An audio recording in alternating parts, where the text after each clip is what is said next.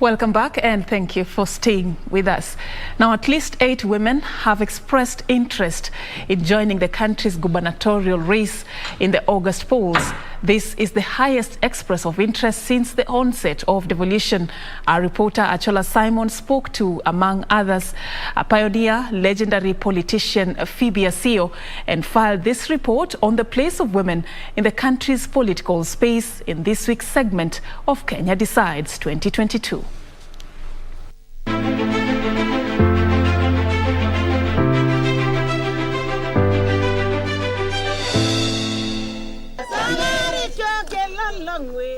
This is perhaps the clearest indication yet that there could be a paradigm shift in the coming election. Women finally coming out in their numbers to compete for leadership positions. What I would love every younger woman coming after some of us who have cleared the path is not to be on the table and be the menu. Be on the table and make the menu. This is a field that has over the years been populated by men. Many call it murky and not for the faint-hearted. You know, you said it, and it is true. I've met people in this area who really want to discuss the issue of leadership, political leadership especially. But hooliganism makes them say, no, Mama, I will not get into politics. And these are fantastic people, men and women, who can do very well if they got into those positions. But because of the fear of what might happen to them, they will not even get it. Marian Keitanyi, former chief of staff in the office of the deputy president, breaks the glass ceiling, being coronated into the Nandi community leadership by the famed Talai elders. We are coming to an election now, and in this election, if we can get more women into parliament, then we kill that problem that we have of the 2/3 majority. Unajua hata desturi yetu ya Kinandi mbeleni watu kina mama hawakuwa nakubaliwa kukaa kwa ile viti ya high table, mbele ilikuwa ni nyuma, lakini siku hizi ndio mimi nasema hiyo mila awache. This in itself telling on the changing place of the Kenyan woman in the society. Such an event involving a woman last took place in 1975. The more the women, the merrier, because there is less fighting and there's less war. But where there are only men, men tend to ease their tensions with physical fights. Women use the power of the mouth. Achieving the 2/3 gender rule may seem easy on paper. However, on the ground, things are different, as told by legendary politician Phoebe Asiyo.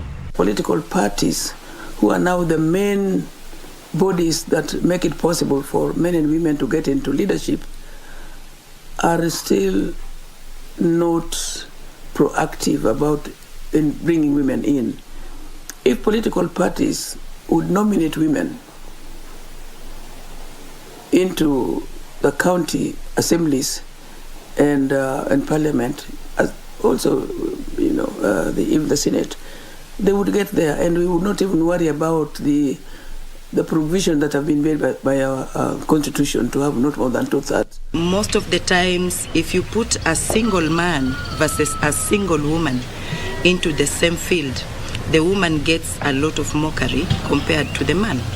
And if a woman slips a little, like a slip of a tongue or being seen in a place late in the evenings, what comes out of that is not as compared to what a man, you know, could have received. The creation of the position of women MP may have provided the best platform yet for women to showcase their leadership prowess. Has this been achieved? If not, what should be done differently? And this women representative seat is very, very important. It's an affirmative seat. When you get into this seat, you get to learn the tricks of politics. You get to learn how to politic, and you also get to learn how to talk to your people, and also to understand the problems that people have that they need where they need assistance. So it is a very important seat. It's a very key platform, and I'm very happy that we got that seat for the women to be able to grow muscle. Because I've been on this seat for 9 years now. I am now ready to go for the governor's seat. Why?